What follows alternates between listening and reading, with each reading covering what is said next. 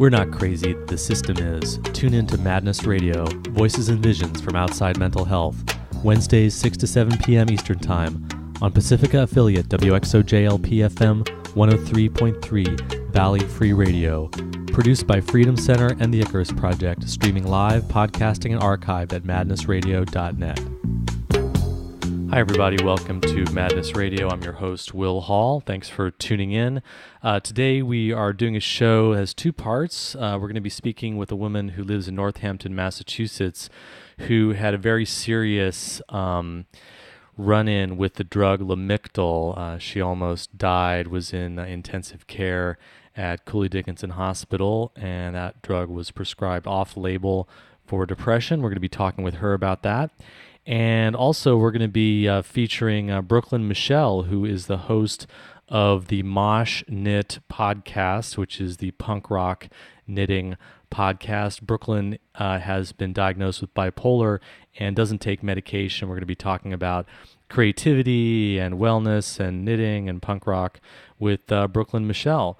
But first, a little bit about Madness Radio. Madness Radio is co-produced by the Freedom Center and the Icarus Project. Freedom Center is a local support, activism, and advocacy community that's run by and for people who have mental disorder labels like schizophrenia, bipolar, depression, borderline, people who are looking for alternatives to the mainstream system and working for human rights. We have a number of different services, acupuncture clinic, yoga classes, writing group, support group, public events. We have a protest coming up on July 29th. A lot of different things going on with the Freedom Center, so check out our website, which is freedom-center.org. Madness Radio is also co-produced by the Icarus Project, which is primarily an online community, but there are local groups growing around the country, and Icarus is a haven really for people who have different mental health disorder labels and who are looking for perspectives outside of the medical perspective on what is mental illness. People looking at creativity, spirituality, art. There's a great website, theicarusproject.net. There's a bunch of galleries up there. There's a very big community forum with a lot of different discussions going on. So check out theicarusproject.net. So first up is a story from a woman in Northampton who was, she had a very, very difficult time with Lamictal and ended up in the hospital around that. Fortunately, she didn't die, but she came very closely. So we did an interview with her, and here we go. All right. Well, thanks for coming on the show today. Thanks for having me. It's a little bit funny and awkward, but here we are. You get to tell your story of what story are you telling today? I'm talking to you about the, being hospitalized by a medication that was prescribed to me for depression. So, and this was Lamictal, right? It was Lamictal, yeah. Why did you first get prescribed Lamictal to begin with? I had been on another antidepressant and went off of that because I didn't feel like it was being particularly effective. But it was also at the same time when I was pretty tired of being on all medications, so I'd kind of, I think I was taking 13 things a day for lupus, and I'd been taking steroids at that time for approximately, a year and a half, and steroids have a side effect of causing depression, and so if you already have an existing condition of depression, it exacerbates that. So this is what the doctors told you? Right. Because it can cause depression on its own. You don't necessarily have to have a... No, that's what I said. Yeah. That the steroids can create depression, but if you have the existing... It makes it even worse. It makes it, yeah. And you said 13... More pronounced. 13 different pills or 13 different meds? I think I was taking 13 different meds. Wow. Was it all medical stuff, or was there some psych stuff? No, Wellbutrin was the only thing that I was taking. So then you got off of the Wellbutrin? I went off of everything. You went off of everything? Independent of my doctor's orders. And so they punished you by putting you on a life-threatening drug. They decided to teach me a lesson. No, I mean, I had the guy that was prescribing the antidepressants for me, because I had somebody prescribe them for me at Smith, and then my prescription for those ran out. And when I transferred over to a nurse practitioner, I guess, and they have prescribing authority or something, and he had prescribed, I can't remember the name of the medicine that I was on before that, but it gave me horrible nightmares. So I went off of that. Was it Paxil? No, it was Effexor. Yeah. Side Effexor. It's often called. It was, people were being shot in the head in my dreams. Ouch. And, it was bad. Ouch. So you got off all the psych meds, and then you're on steroids. I was on steroids the entire Okay, so you're on steroids the whole time, and you start to get depression, and then they say, okay, we're going to put you on Lamictal for the depression. Did they tell you that Lamictal's not actually approved by the FDA for depression? No. He said that I was told that it was a bipolar medicine, but that it was also used to treat depression.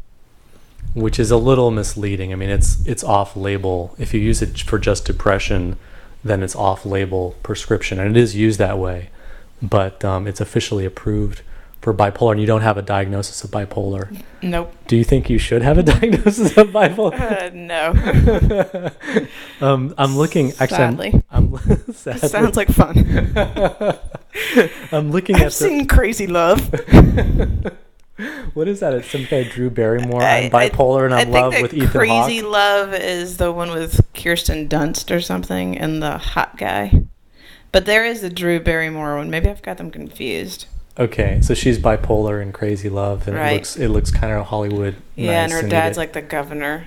Oh, it's dicey. You got to keep the bipolar daughter under wraps if you're running for. Right. Okay. So you didn't quite win the bipolar lottery. Not so much there, but yeah. Well, let's just go to lamictal.com here on our little laptop, and looks to me like you got some nice, smiling, happy people. Yeah. But it says bipolar 1 disorder and epilepsy. It doesn't say anything about depression. It certainly doesn't say anything about side effect medication for prednisone. Yeah. It turns out. Yeah. I mean, maybe I need that hat that she's wearing. She's wearing that's a nice summer dress that she's got too. Looks like the other one is graduating from college. So, the help of Lamictal. Thank God. So you go back to the story. You get on Lamictal under some questionable. Were you told that there might be any side effects or any dangers or like watch out you might die or anything like that? The most that he said to me was, if you notice a rash or anything on your face, you're going to want to discontinue use. Just discontinue use. Because that's not good. Yeah. It's not good. Didn't say anything about that I would be completely debilitated to not even get up and look at myself in the mirror to check for a rash. So. So how long were you on it before you... do you remember what the dose was, just for those... for the audience who was listening? They give you like a welcome package, and it's like week 1, week 2, week 3, and it increases the dosage. So I believe I was only a little bit into my second week.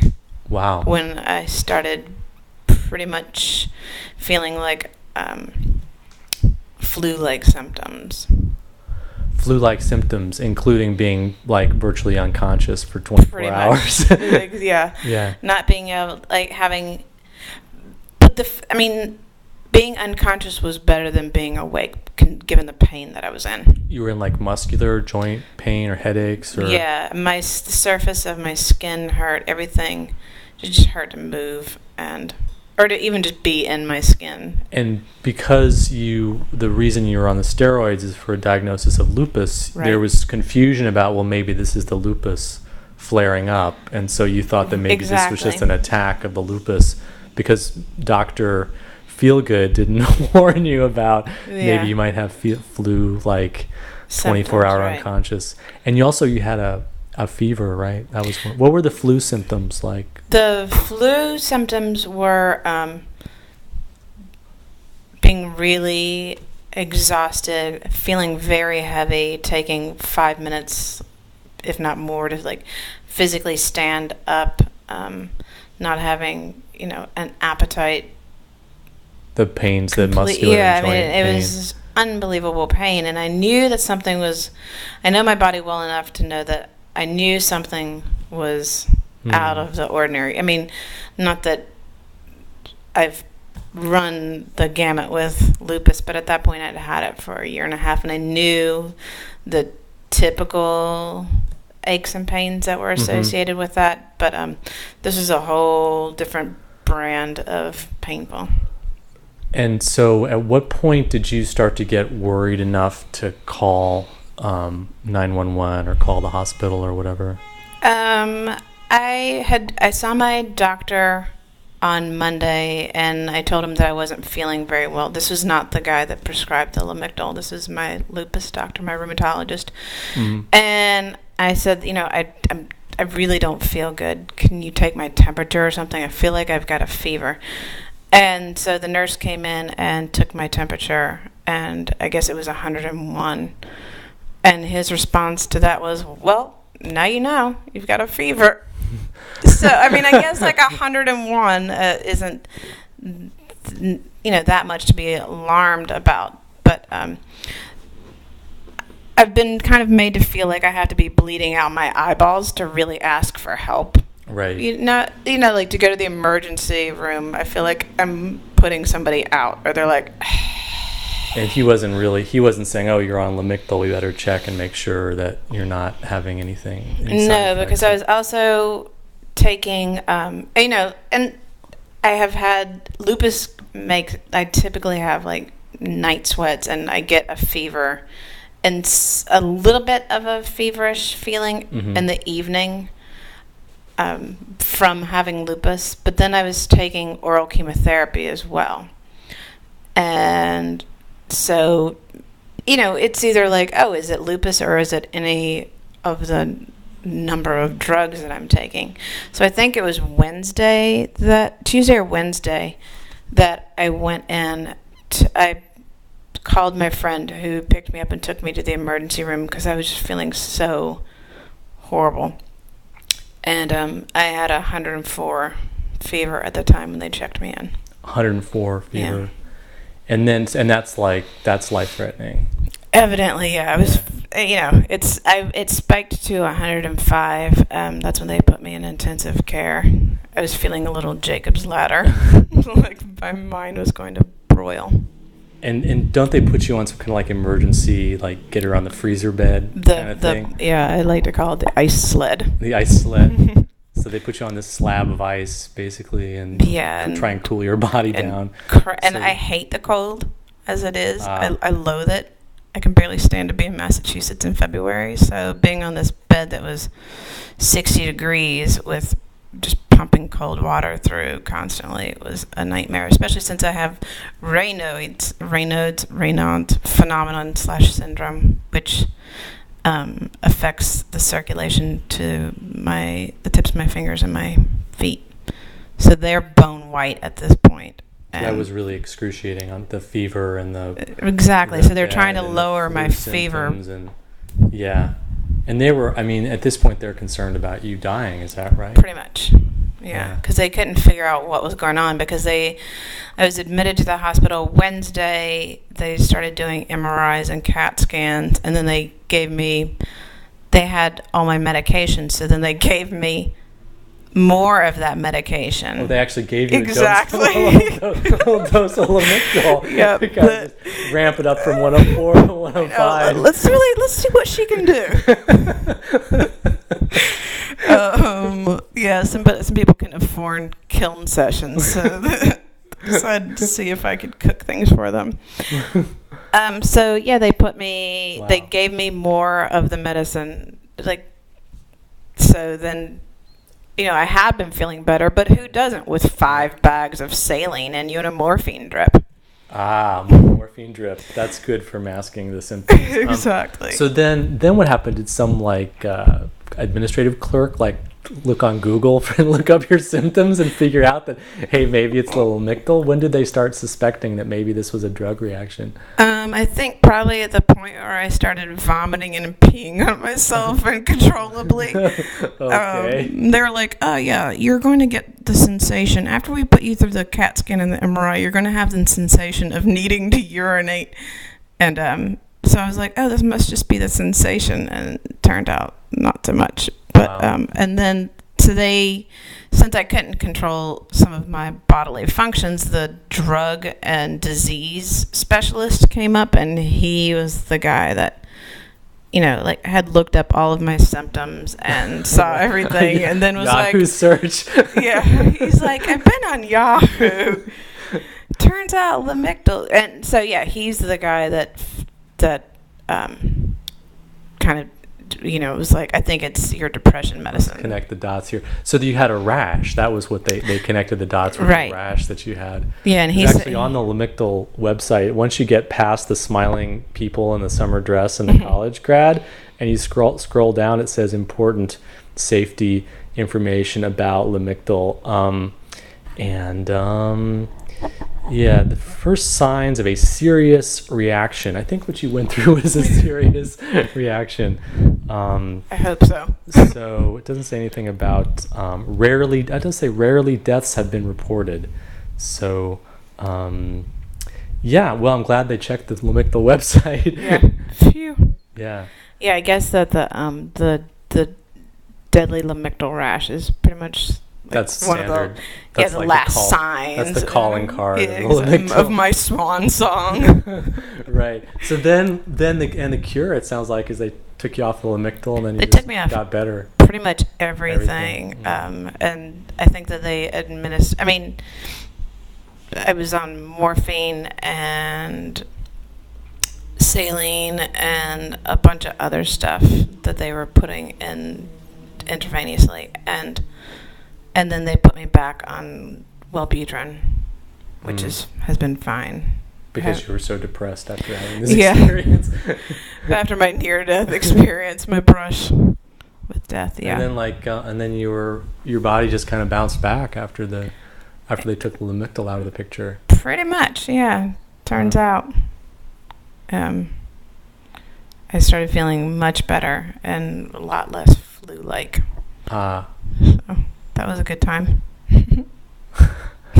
Well, great. Well, we're glad you're here, and we're not actually doing this as like a memorial show or something. That'd be kind of nice. I've always wanted to go to my own memorial. Doesn't everybody? I think that's your depression talking to increase the Wellbutrin. Actually, we got to stop this interview to drive you to the hospital. All right. Well, thanks a lot for joining us today on Madness Radio. Thank you. So that was an interview with a woman in Northampton, Massachusetts, who recently survived a adverse drug reaction to Lamictal that was prescribed off-label for her depression. And now we are going to go to an interview with Brooklynne Michelle, who hosts the Mosh Knit podcast. Flipping through patterns, sweaters, only your grandmother would knit?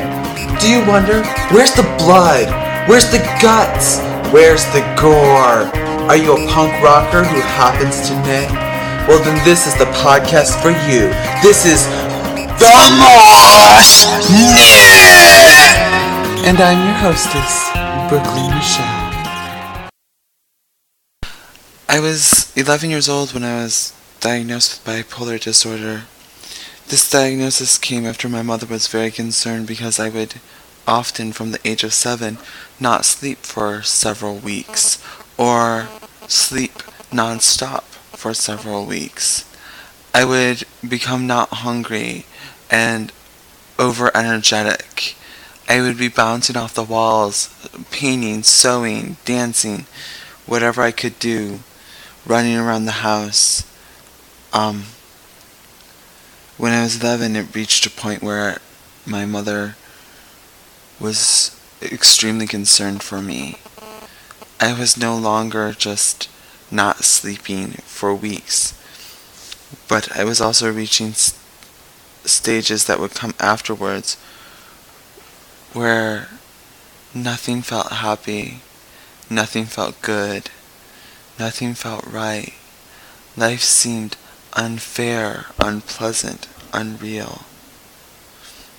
She took me to see a therapist, and it was there after several weeks that I was diagnosed with bipolar.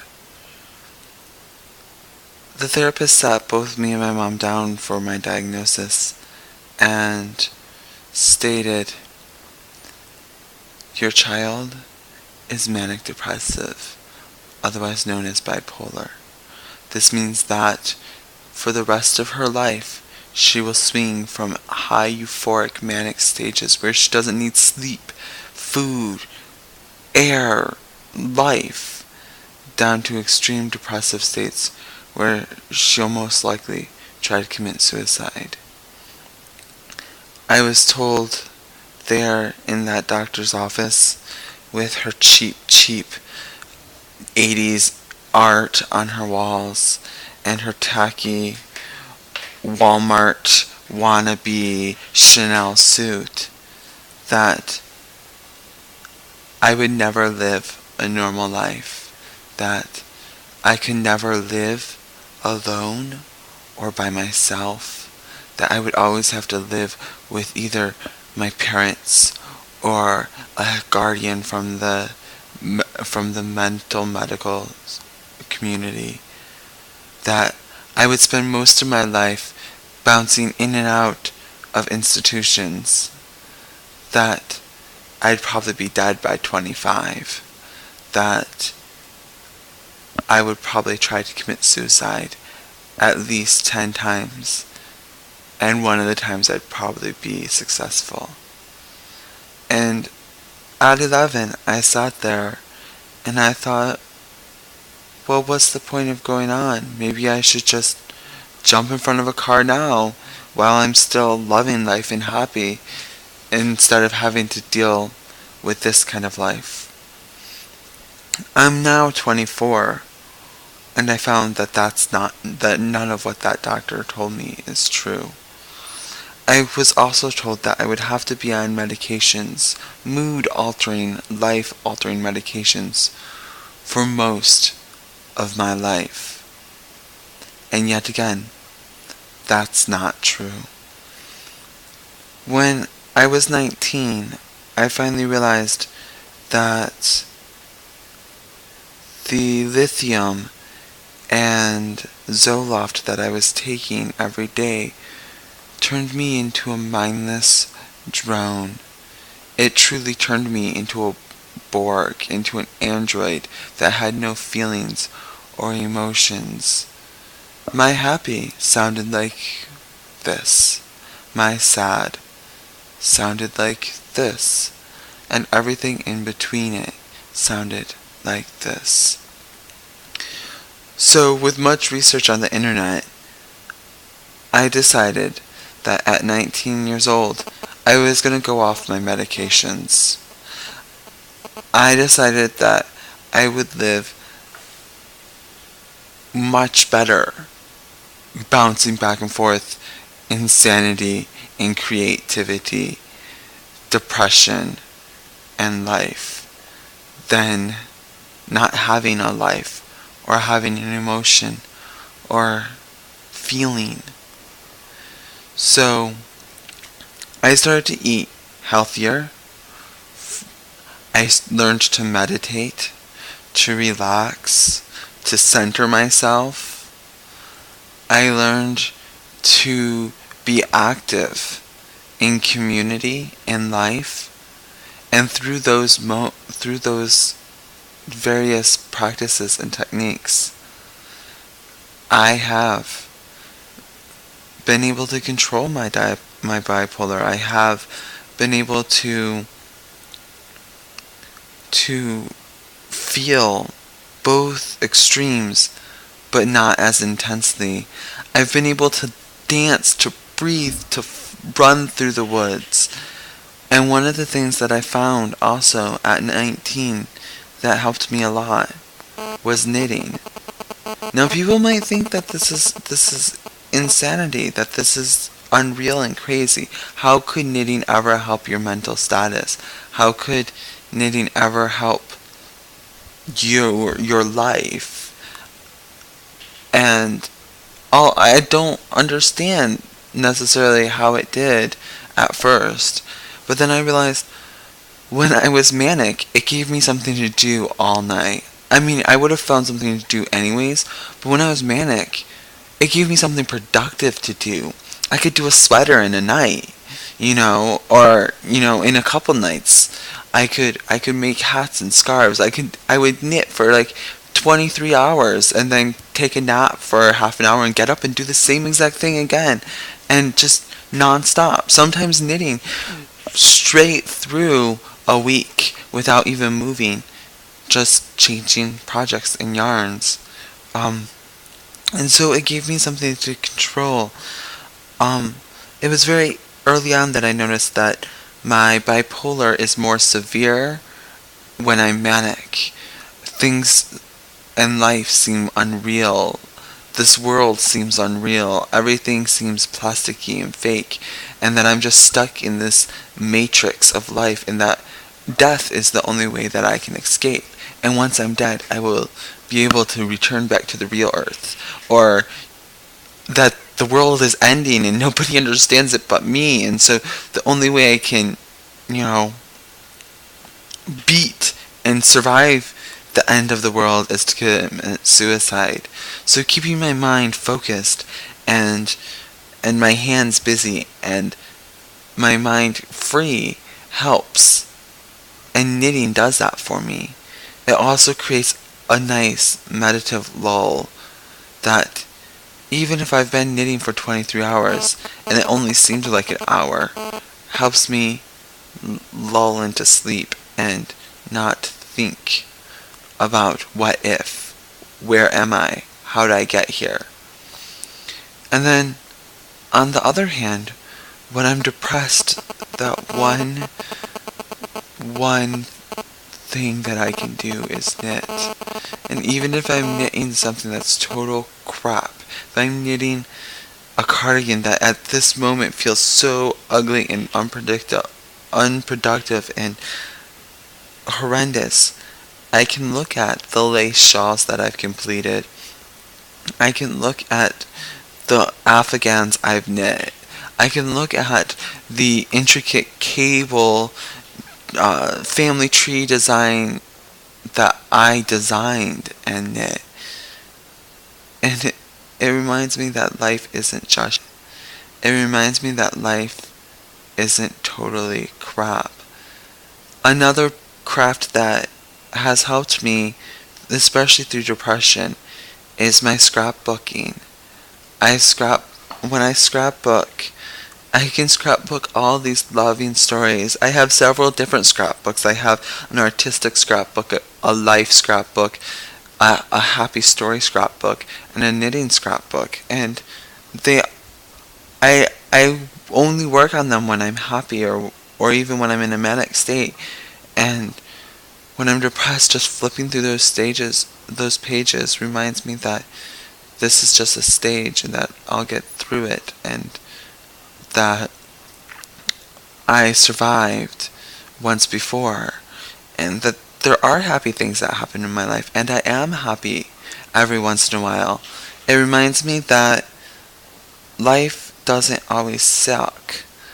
It reminds me that people are wonderful.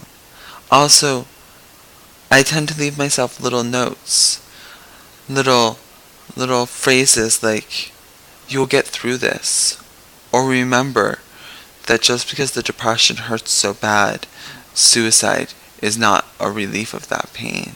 It only hurts more." And it pretty much smacks me around and, helps me get through it. But I have to say the one thing that really helps me the most, though, is the knitting. The fact that I know I'm able to contribute something, even if it's just to myself or to my family. And in those manic or depressive states where I feel like the world is coming to an end and we're all going to have to live on our own, at least I know I have a skill that will help me survive. I might not be able to hunt deer. I can cook them, I can knit. I can even spin the yarn and knit things and then trade those with people who can hunt deer or people who can build houses. Because after all, we all will need to be clothed and we will all need to wear clothes. And so it's thoughts like that that help me get through my depression. It's that one little task of putting two little sticks and string together that help me survive, that help me live and help me make it to the next day. You know, and like the alcoholics say in Alcoholics Anonymous, it is, after all, only one day at a time, 1 hour of that day at a time, and 1 minute of that hour at a time, and you can make it through it successfully. If you know of anyone who is bipolar and crafts, would like to share their story like I just shared, or if you are someone who is bipolar or knits or crafts and would like to share your story, feel free to email me at schmutzigmail@gmail.com. That's SHMUTZIKMAIDEL@gmail.com. Or if you want to just do it over the phone, you can call me at 1-206-666-3894. That's for the US. Also, make sure to put your pin in the Frapper map if you haven't done that already. And I think that is everything. I hope you guys have a great weekend. And remember, if someone tries to tell you knitting's not punk, those needles make great weapons. Have a nice weekend. And that was a clip from the Mosh Knit podcast that Brooklynne Michelle from San Francisco, California does, and also Brooklynne talking about her experiences with bipolar disorder diagnosis and dealing with mania without being on medication. So that's about all the time we have this week for Madness Radio. Thanks a lot for tuning in.